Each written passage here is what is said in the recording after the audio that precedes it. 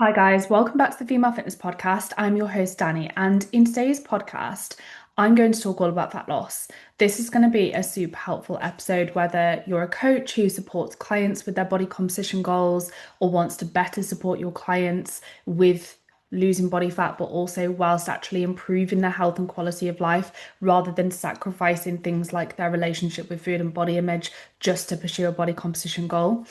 And it will also be helpful for those of you who are wanting to pursue fat loss yourself or are thinking about it and wondering whether it's the right goal for you, and if it is, how to actually go about that, because there's so much misinformation on social media. It can be so confusing if you're scrolling through like your Instagram or TikTok feed and you see all of these trending diets, and it can be really hard to know where to start when it comes to fat loss. It can be hard to know what the wrong thing, what the right thing to do is.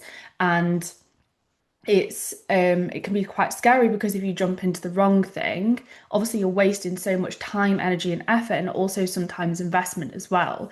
And it can be really tempting to jump into these quick fixes, because I understand that when you want to pursue fat loss, you want to see progress with that as quickly as possible. But it's so important to recognize that it's pointless seeing quick progress over the short term if you're unable to sustain that progress over the long term, or within a certain means of normal fluctuations as you go through life. It's so important to think not just about like the next 8, 10, 12 weeks, but also beyond that. You don't want to end up stuck in this cycle of doing like crash diet after crash diet and never really getting where you want to be. It's so much better for you to invest in your long-term success and make sure that you're following an approach that enables you to see the success that you desire, not just over the next 8, 10, 12 weeks, but for the rest of your life, so that you actually feel happy, satisfied, and content in your own skin. And you don't keep having to go through these cycles of like dieting and then regaining body fat, dieting, regaining body fat, your relationship with food taking a hit, you not feeling happy because of that. So I want to help prevent any of that from happening. And in order to do so, before you dive into fat loss or before you support a client with fat loss, I would always recommend doing a bit of a pre-assessment. So I would ask the following questions before you dive into supporting a client with the goal of fat loss. The first question would be, do you have any work to do on your relationship with food or body image? And if you do, can that be done whilst chipping away at fat loss? Or have you tried that approach before, and this time you recognize that maybe you need to work on your relationship with food and or body image before going into a fat loss phase?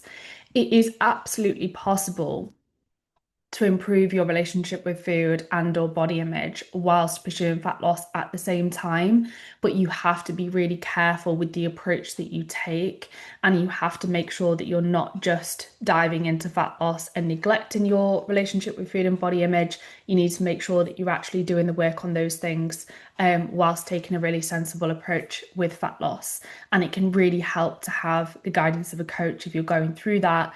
Otherwise, it can be very tempting to just dive into, like, say, fat loss or hypertrophy and use that as a bit of like a cover up for the struggles that you're facing.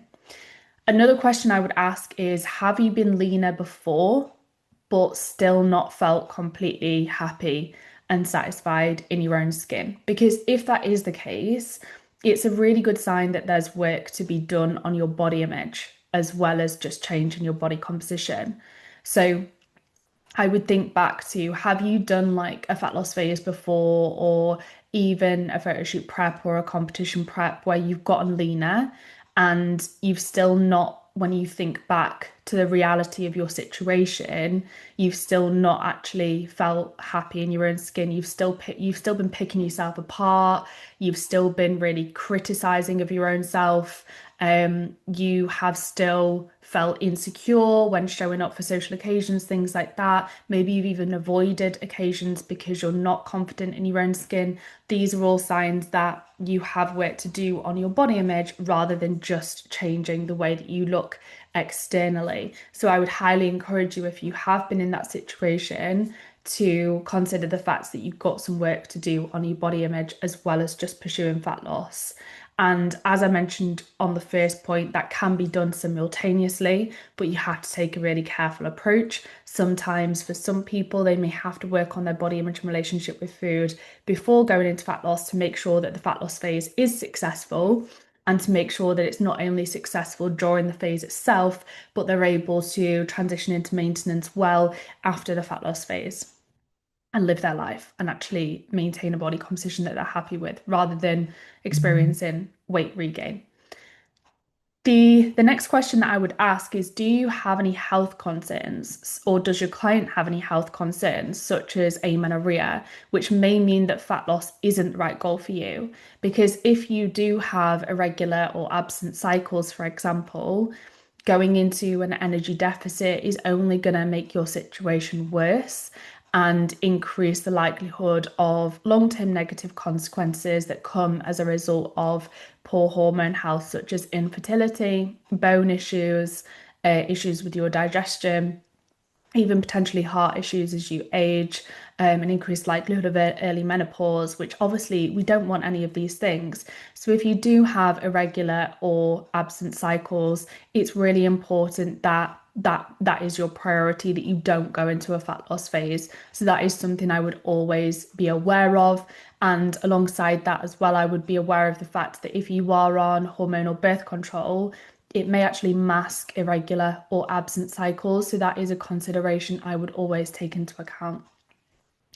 And that doesn't mean you have to come off that birth control, but it's just something to consider. So if you're getting like other warning signs that your health is impaired because of low energy intakes or low body fat, then it's not the right thing for you to go into a fat loss phase. But if your health is in a good place, right? If your physical health is in a really good place right now, or if it would be improved by going into a fat loss phase, great. If you are working to change from a place of self-respect, not this place of like self-hate or shame, you just have a preference for being a little bit leaner, or it's going to support other goals that you have, fat loss can have its place. And if your relationship with food or body image is in a really good spot, and again, you're just making this decision from a place of preference or self-respect, if you want to chip away at fat loss, then cool, by all means, go for it. If you do identify that you have some work to do on your relationship with food and or body image, like I said, just make sure that you're intentional with actually doing that throughout changing your body composition throughout that process, rather than neglecting that and just diving into the body composition goals that you may have. So if you have decided that fat loss is the right goal for you, or it is the right goal for the client in front of you, you probably know this by now, but you need to create a deficit.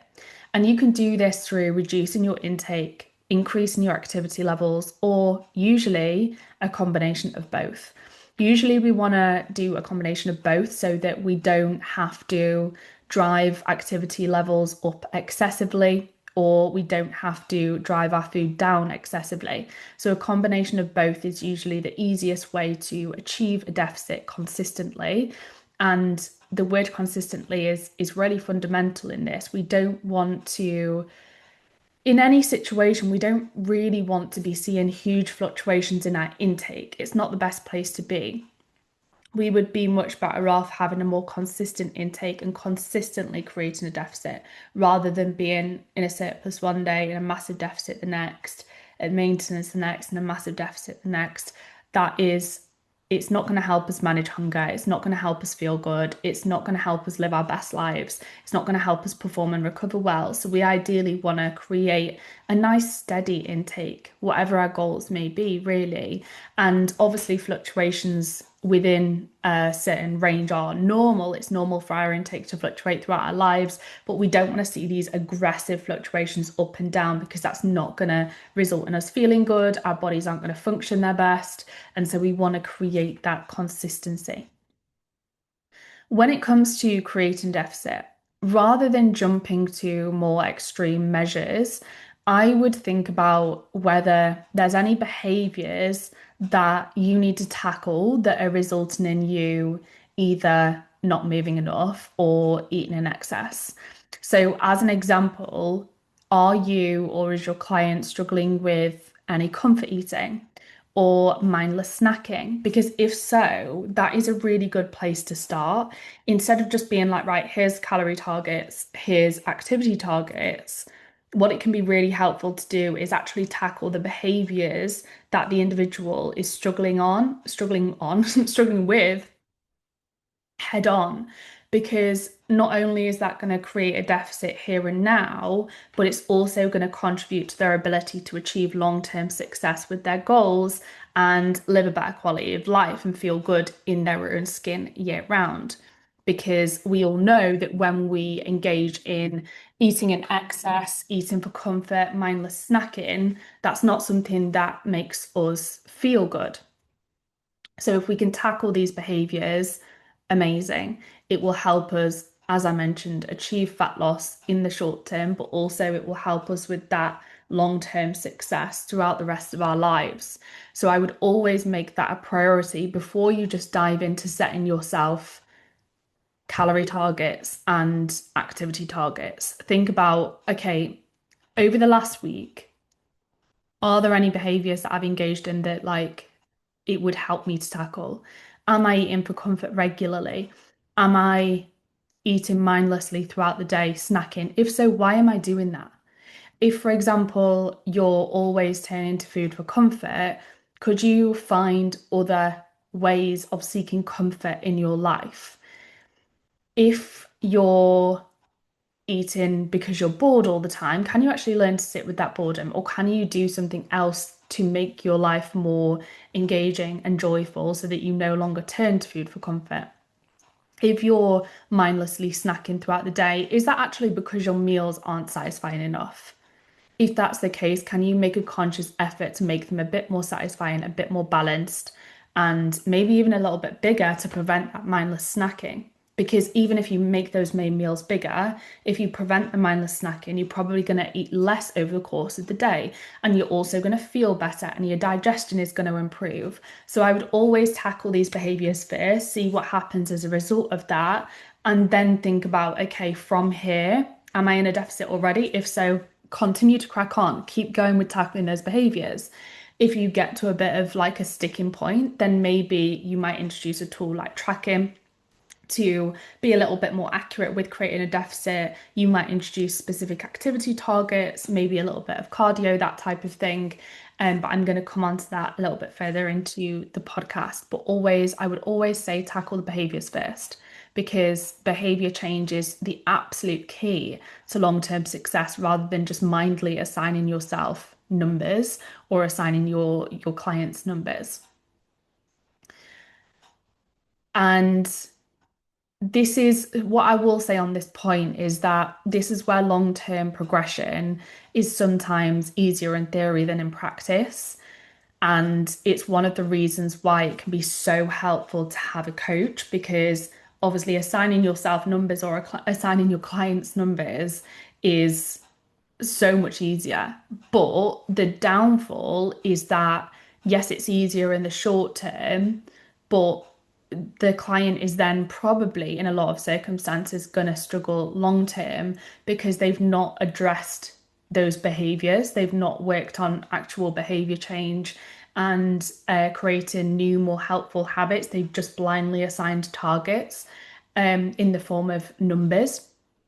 And although, like I said, that can be helpful in the short term, if we don't work on that behavior change, then the client is probably going to struggle with going backwards once they haven't got those numbers anymore, or once the kind of diet has ended, they've achieved their fat loss goals. So that's why it's so important to work on behavior change, and it often requires a bit of further guidance to actually make that long-term change that people want. You ideally, if you want that long-term change, if you want to feel happy, confident, satisfied in your own skin over the long term, We need to rewire your behaviors and you need support with that. You need a coach who knows what they're doing, who's able to have an objective view on your situation and help you really tackle those kind of slightly deeper rooted things. So that's where coaching can really come in handy. Because as humans, who have been behaving a certain way for years and years and years and years, it's really hard to break those behaviors down to create new habits and to actually give the kind of energy to do that. But if you have the accountability of a coach and the guidance of a coach who tells you exactly what you need to do, who helps you create new habits, who helps you challenge your behaviors that you've been engaging in the past, who advises you on new ones, who challenges you when you start to revert back to old behaviors, who helps you identify your why and your values and why it will actually, gives you meaning to putting the work into achieving your goals because they help you acknowledge this is how your life is actually going to change if you do that. That's why a coach can be so powerful. And because we're always, as humans, going to want to revert back to old behaviors because they might be behaviors that have served us in the past at some point in our lives and they are what's comfortable to us. And so it's going to feel uncomfortable to behave in a different way and to make a change. And so we're always going to get that urge to revert back. But if you have the guidance of a coach, they will help prevent that from happening and they will help you actually achieve long-term change. Consuming sufficient protein. So, protein is the most satiating macronutrient, which means it helps us feel fuller for longer. So, consuming enough of it will help regulate your appetite. It will help you manage hunger. It will help you feel more satisfied, which will help prevent overeating. Alongside that, it will help you build or maintain muscle tissue to consume sufficient protein. And this is really helpful for our health and overall function, especially as we age because if you think about it, when we have built sufficient muscle tissue, when we're stronger, when we're more able, that is going to help prevent us from experiencing injuries as we age. It's going to help prevent things like falls. It's going to help us move for longer and be able to be self-sufficient as opposed to reliant on other people, and that can have a huge impact on our quality of life. But it's also to consume sufficient protein and to build or maintain muscle tissue is going to contribute to you looking the way that you actually want to look in a lot of circumstances. So for most people, when they say they want to lose body fat, that is often the case, but often the way that they want to look is going to be achieved by building some muscle tissue alongside losing body fat, or at the very least maintaining muscle tissue that they have. And that needs to be achieved by things like consuming sufficient protein, staying active, and resistance training, as opposed to neglecting those things. So if you are the type of person who says you want to look more toned, for example, that is going to be achieved by building or maintaining muscle tissue whilst pursuing fat loss. It's not just going to be achieved by fat loss alone. And I think that's where a lot of people go wrong and they will kind of like neglect training and they will neglect things like their protein intake and they'll just focus on creating a deficit and then they'll end up not satisfied with the way that they look at the end of it anyway. And the best thing they can do is keep resistance training and consume sufficient protein. You won't get bulky by doing that. It's really hard to build muscle tissue at the best of times. Never mind if you are losing body fat anyway, if you're in a deficit, your likelihood of building muscle tissue is very slim. You might build some muscle tissue, but it's only going to be minimal if you do. You're not going to look jacked. It will just help you achieve that toned look that you're probably striving for. From an activity standpoint, think about where in your day you could realistically incorporate a bit more activity. So, could you go for a walk on your lunch break, for example, or when you get in from work and create a routine of that? Because if we do something at the same time every day, even if we pair it with a different activity, so say you when you come in from work, you always have a scroll on your phone or you listen to a podcast. If you can turn that into, okay, you always have a scroll on your phone or listen to your podcast whilst going for a walk, then it will probably increase your likelihood of staying consistent with that behavior, with that new routine, because you're pairing it with a habit that already exists. So that can be really helpful.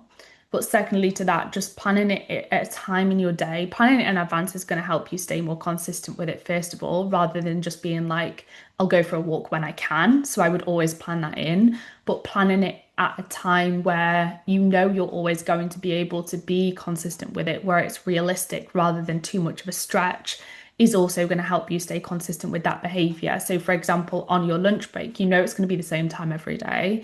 You know you've always got that break in your day at work. And so it's going to be much easier for you to stay consistent with that behavior if you schedule it at that time rather than at a time where you don't already have a work break, as an example.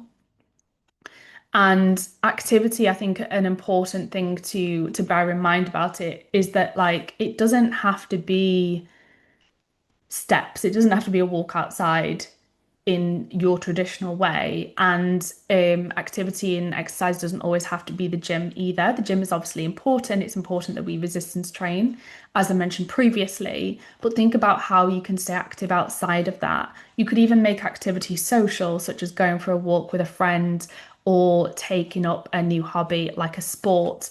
For example, since I've come back to Sheffield, I've been asked if I want to join a rounders team, which I am 100% so game for because I think it'll be so much fun.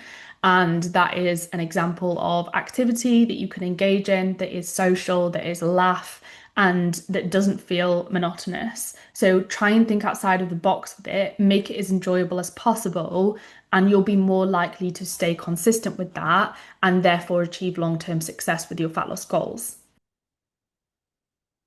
Something else that's going to really help you when it comes to achieving long-term success with fat loss is to create consistency with your resistance training. This will contribute to the maintenance of lean muscle mass, as I mentioned before, and in some circumstances, especially if you're new to training, will help you build a small amount.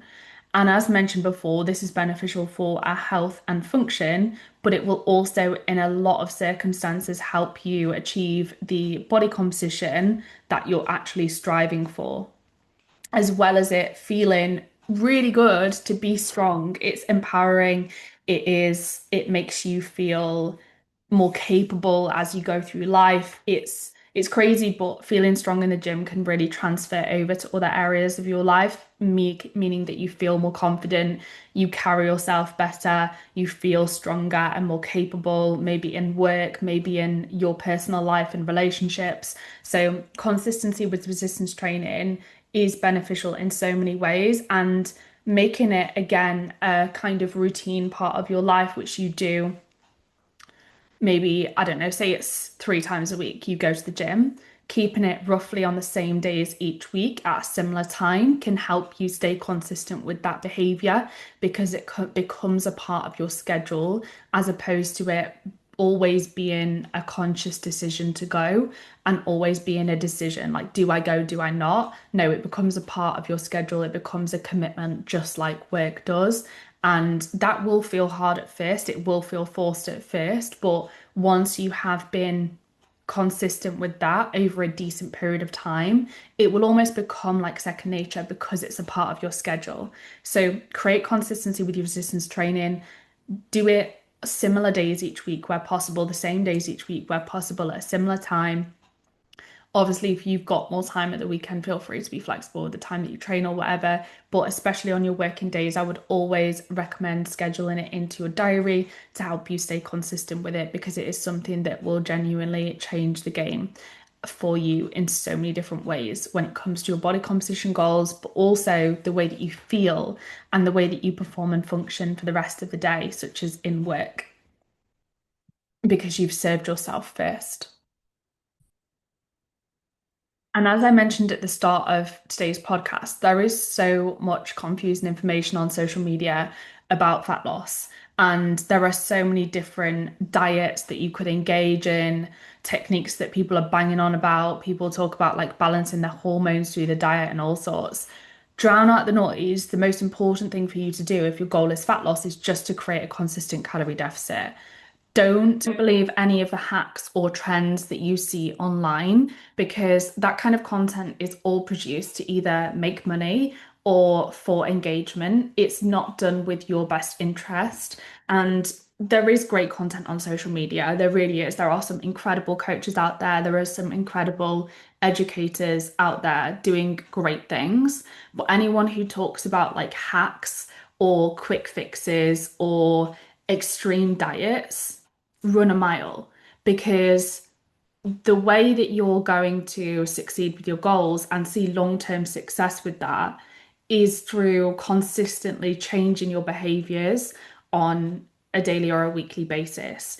It's not going to come through some magic protocol that someone's given you. And the reason they produce that content is because they know that people are desperate. They know people are desperate to lose body fat. They know people are desperate to feel better in their own skin, to feel happy, for the health to improve. And they're preying on those insecurities. So they're producing this content because they know that people will engage with it because people are desperate. They know that people will buy into these schemes because they, again, know that people are desperate. But when it comes to making real change that's really going to have a huge impact on your quality of life and result in long-term success with the goals that you have, it's never going to come through a quick fix, a hack, some magic supplement, or anything like that. So don't buy into it. If it seems too good to be true, it probably is.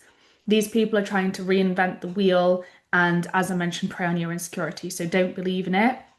Think about long-term behavior change because that is how you're going to see long-term success with your goals. And if you need support with that, I currently have a couple of coaching spaces available, and it would be an absolute pleasure to support you in actually achieving long-term success with your goals this time, rather than getting caught up in these trends, these quick fixes, and ending up doing diet after diet and never being truly happy. I want to help you genuinely improve your quality of life and succeed with your goals, not just now, but over the long term. I want you to feel good in your own skin year round. So if you want me to support you with that, drop me a message and let's have a chat about you and your goals. There's no strings attached. I never push anyone into anything, but it would be a pleasure to chat to you, to get to know a little bit more about you and to see if we could be a good fit to work together. If you are a coach wanting to further your education, myself and a few of my peers in the industry who are incredible educators and incredible coaches currently have a webinar package available. It's called Beyond the Basics. So we did an in-person event called Beyond the Basics where we covered training, nutrition, pelvic floor health, mindset, and body image. And it was incredible. We got amazing feedback. And so we basically created an online version because we knew that lots of people wanted to come that weren't able to from different places in the UK or all over the world. And so we wanted to make the webinar package and essentially the content from the event more accessible for everyone. So we've made an online version. If you're interested, you can grab yours via the link in my Instagram bio. My Instagram is Danni Bosworth. I really hope you enjoy it. If you do, please let me know if you have any questions off the back of it or if there's any future requests you have for content or podcasts, because I absolutely love hearing from you guys. And I hope you have a wonderful rest of your day, and I really hope you enjoyed today's podcast.